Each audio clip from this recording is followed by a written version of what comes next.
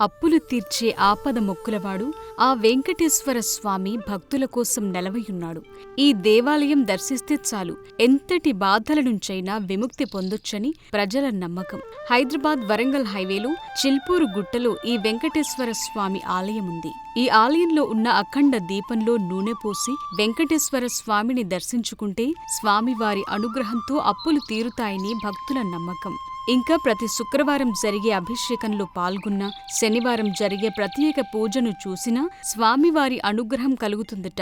వెంకటేశ్వర స్వామి అప్పుల బాధ నుండి బయటపడటానికి ఇక్కడకొచ్చి తపస్సు చేసుకున్నారట.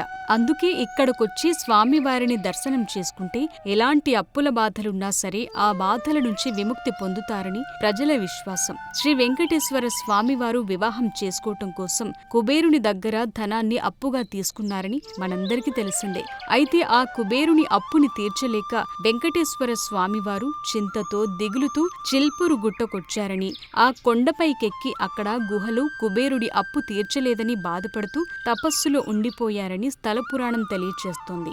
కుబేరుని అప్పు తీర్చలేక ఇక్కడకు వచ్చి తపస్సు చేశారు కాబట్టి ఈ వెంకటేశ్వర స్వామిని బుగుల్ లేదా గుబుల్ వెంకటేశ్వర స్వామి అని పిలుస్తారు. బుగులంటే చింత, దిగులు అని అర్థం. శ్రీ వెంకటేశ్వర స్వామివారు ఈ గుట్టకు వచ్చినప్పుడు ఆ కొండ క్రింది భాగంలో స్వామివారి పాదాల గుర్తులు ఏర్పడ్డాయి. స్వామివారి పాదాలు ఉన్న చోటిని పాదాల గుండు అనే పేరుతో పిలుస్తారు. ఇక్కడే ఒక అఖండ దీపం వెలిసిందని స్థల పురాణం చెప్తోంది.